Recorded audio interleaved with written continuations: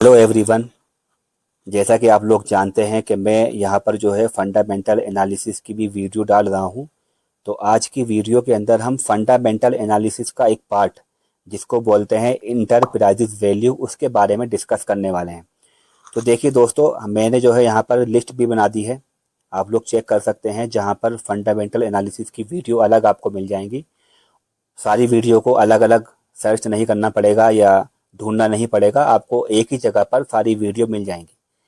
तो दोस्तों, सबसे पहले मैं बात करता हूँ कि अगर आप लोग स्टॉक मार्केट में इन्वेस्टमेंट करना चाहते हो लंबे टाइम के लिए, तो चाहे आप हो, चाहे मैं हूँ, या कोई दूसरा इन्वेस्टर होगा, हर कोई यही चाहता है कि उसको मल्टी बैगर स्टॉक मिले। यानी कि ऐसा स्टॉक मिले जो लगातार लंबे टाइम तक बढ़ता रहे, प्रॉफिट देता रहे। आपके आपके जो स्टॉक है, आपने जो इन्वेस्टमेंट किया है, उसके ऊपर एक अच्छा रिटर्न आपको मिलता रहे। हर कोई यही चाहता है। तो ऐसा स्टॉक कैसे मिलेगा? तो जाहिर सी बात है, हमें अच्छे स्टॉक देखने होंगे। और अच्छे स्टॉक कैसे मिलेंगे? हमको अच्छी कंपनी ढूंढनी होंगी, उसके स्टॉक हमको लेने होंगे। तो कौन सी कंपनी अच्छी है और कौन सी कंपनी अच्छी नहीं है, ये जानने के लिए हमें कंपनी की जानकारी निकालनी पड़ती है। ठीक है। कंपनी अपनी जानकारी हर साल या हर 4 महीने में आपको जो है अपनी वेबसाइट पर देती है। उसके अलावा बहुत सारी वेबसाइटें ऐसी हैं जो उन कंपनियों की जानकारियों को, जो मोटी मोटी चीज़ें होती हैं, जो इम्पोर्टेंट चीज़ें होती हैं, उन सबको निकाल करके और सारे रेशियो को आपके सामने कैलकुलेट करके दे देती है, ताकि आपको देखने में, समझने में आसानी हो।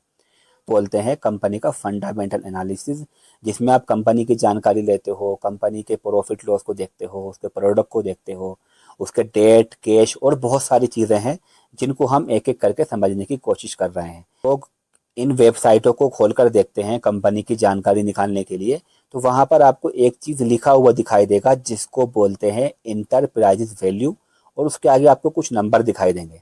तो आज की वीडियो में हम इसी के बारे में बात करने वाले हैं। तो दोस्तों, जब आप लोग फंडामेंटल एनालिसिस करने जाते हैं, तो आपका जो है एक चीज़ आपने सीख ली, दूसरी चीज़ उससे जुड़ी हुई होती है। यानी कि एक चीज़ को समझने के लिए आपको दूसरी चीज़ समझनी पड़ेगी। तो हमने जैसे पीछे की वीडियो में बात करी थी मार्केट कैपिटल की, अगर आपको बहुत अच्छे से और एक्सपीरियंस से समझना है तो मार्केट कैपिटल की 2 वीडियो मैंने बनाई हुई हैं। तो इन मार्केट कैपिटल से ही जुड़ा हुआ है हमारा इंटरप्राइजेज वैल्यू। तो मार्केट कैपिटल हमको ये बताता है कि इस कंपनी का साइज कितना है, इस कंपनी की वैल्यू कितनी है। इमेजिन कर सको, तो ये कंपनी अगर आप खरीदने जा रहे हो, तो ये कंपनी का मालिक आपको इस टाइम पर इस कंपनी को कितने में बेचेगा, ये बताता है हमको मार्केट कैपिटल। ठीक है। लेकिन जब आप एक्चुअल में उसको खरीदने जाएंगे, जो वैल्यू हमको दिखाई जा रही है, एक्चुअल में आपको वो इतने की नहीं पड़ेगी, बल्कि हो सकता है ज़्यादा की पड़े, हो सकता है कम की पड़े। क्यों पड़ेगी, आपको मैं बताता हूँ। है बोला जाता है कि ये सामान आपको कितने का पड़ा। फॉर एग्जांपल, एक मशीन है, कोई पूछता है मुझसे ये मशीन आपको कितने की पड़ी, ये मशीन कितने की है, वो ये नहीं पूछेगा, हमारे पूछते हैं कितने की पड़ी। मतलब कि मैं बोलूँगा फिर इसके बाद कि ये 1.5 लाख की पड़ी। इसका मतलब ये हुआ कि मशीन तो 1 लाख की है, लेकिन मैं एक शहर से दूसरे शहर इस मशीन को लेने गया, वहाँ मेरा खर्चा हुआ। फिर इस मशीन को मैं यहाँ लेकर के आया, यहाँ मेरा खर्चा हुआ। इसको लगाया, इसके अंदर सर्विस करी, बहुत सारे खर्चे मिला करके ये मेरे को पड़ गई है 1.5 लाख की, जो कि इसका असल प्राइस जो है 1 लाख है। तो यही है इंटरप्राइज वैल्यू और मार्केट कैपिटल। मार्केट कैपिटल ये बताता है कंपनी कितने की है, इंटरप्राइज वैल्यू ये बताएगा कंपनी कितने की पड़ेगी। अब आप लोग सोचोगे मैं कंपनी थोड़ी ना खरीद रहा हूँ। तो दोस्तों, आप लोग कंपनी नहीं खरीद रहे हो, लेकिन इसका बहुत बड़ा फायदा है ये जानने का, ये कंपनी की असल वैल्यू कितनी है। तो दोस्तों, कंपनी के ऊपर कर्जा भी होता है, कंपनी के ऊपर कैश भी होता है। ये 2 चीज़ें होती हैं जो कि मार्केट कैपिटल नहीं बताता हमको। तो अगर आप कोई कंपनी ये बोल रही है, उसका मार्केट कैपिटल ये कह रहा है कि ये कंपनी 1 करोड़ की है, यानी कि 1 करोड़ दो और ये कंपनी ले जाओ, लेकिन उस कंपनी के ऊपर 40 लाख का कर्जा भी है। अब आपने अगर उस कंपनी को खरीदा, तो जो कर्जा है वो भी आपको ही देना होगा। तो कंपनी तो आपने 1 करोड़ की खरीद ली, जो कि मार्केट कैपिटल दिखा रहा है।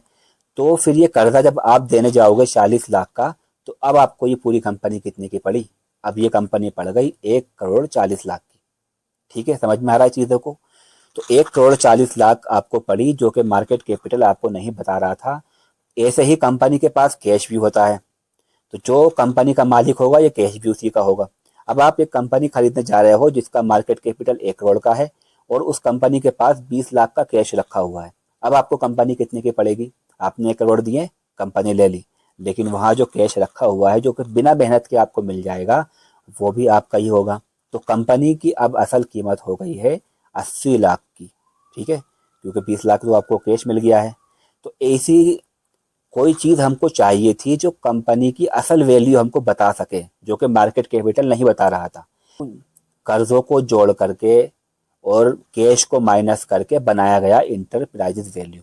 तो इंटरप्राइजेज वैल्यू हमको ये बताता है कि कंपनी के पास कितना कर्जा है, कितना कैश है, उसको जोड़ करके माइनस करके वो हमको दे देता है। अब हम लोग समझते हैं इसका फॉर्मूला क्या है। तो मार्केट कैपिटल प्लस डेट यानी कि कर्जा माइनस कैश, तो आपका जो है इंटरप्राइजेज वैल्यू निकल के आ जाएगा।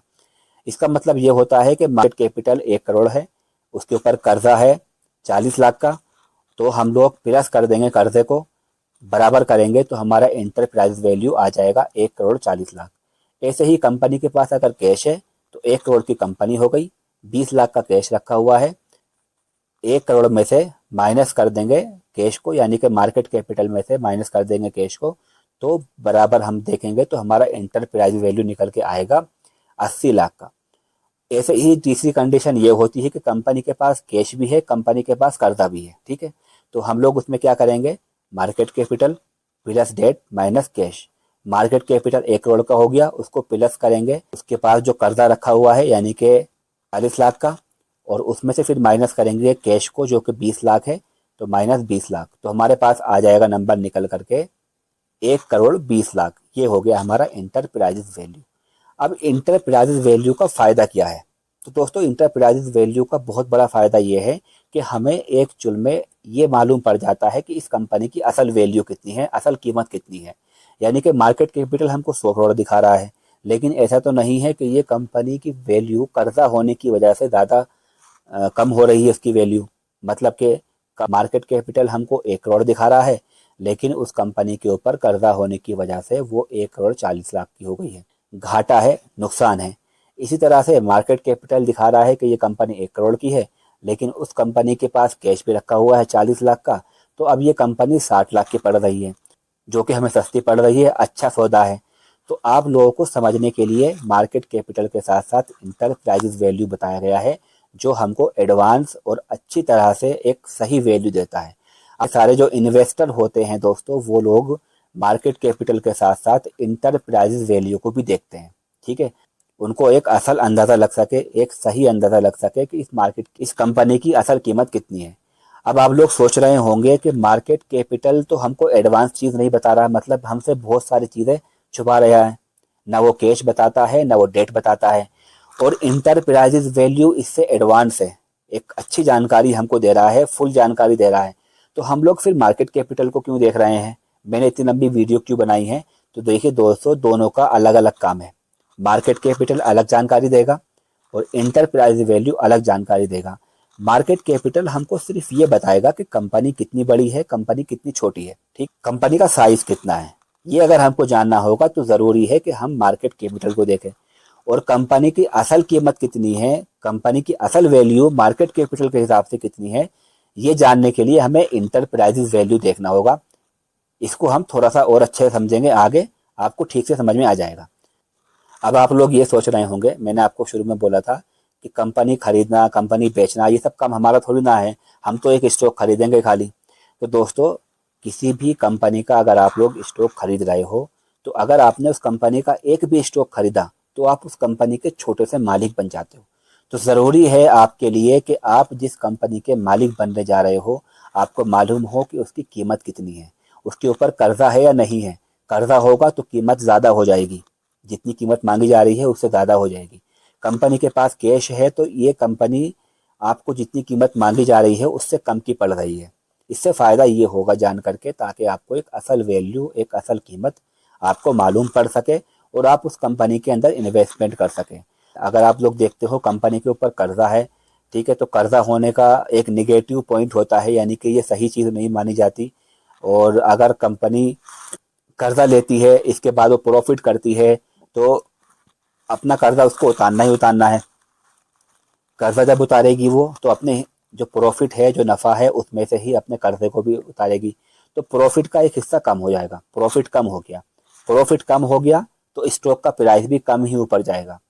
तो अगर आप लोगों ने उस कंपनी के अंदर इन्वेस्टमेंट किया हुआ है और उस कंपनी के ऊपर कर्जा भी है, तो कर्जा होने की वजह से उस स्टॉक में अंदर आपको इतना प्रॉफिट नहीं मिल सकता जितना मिलना चाहिए था। ऐसे ही अगर कंपनी के ऊपर कर्जा है, कंपनी नुकसान में चली गई है, तो उसको तो अपना कर्जा निकालना ही निकालना है, चाहे वो फायदे में हो चाहे नुकसान में हो।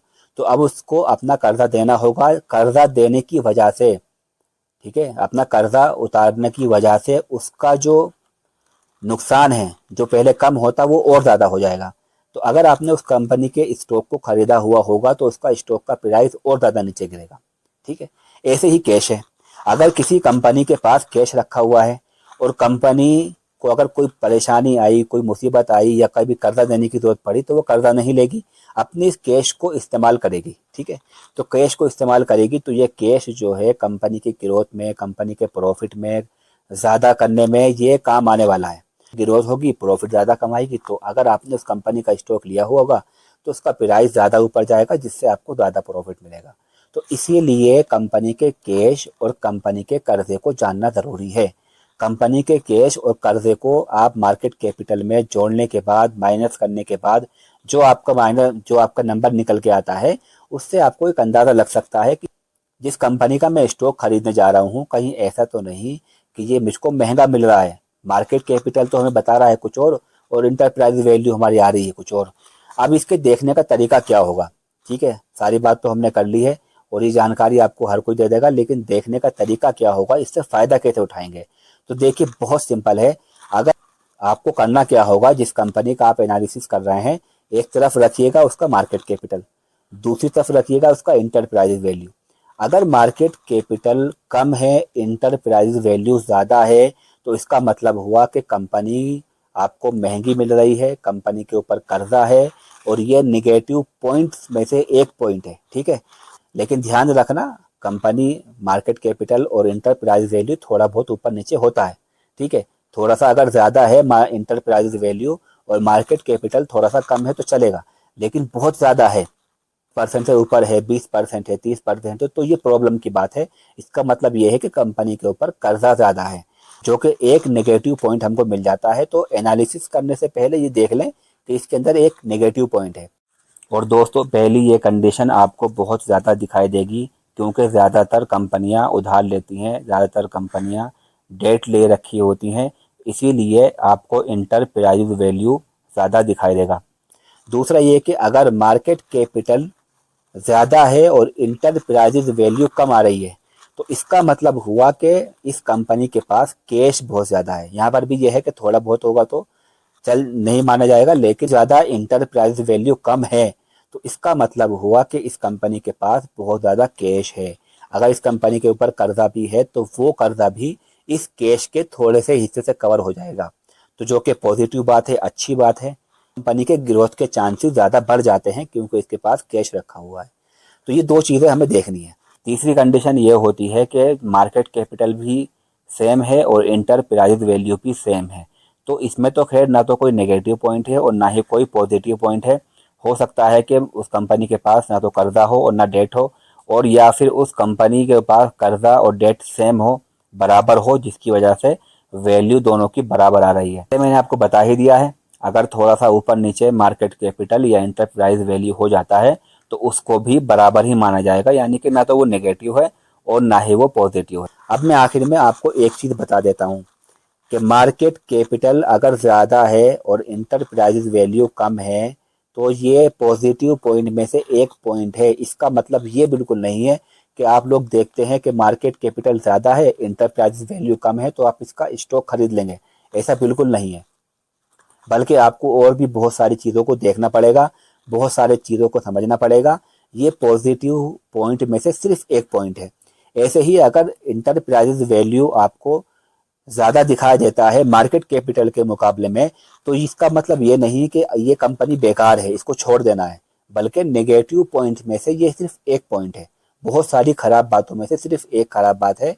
इसके अंदर हमें और भी बहुत सारी चीज़ें देखनी होंगी, जो हम धीरे धीरे आगे की वीडियोस में आपके साथ में डिस्कस करते रहेंगे।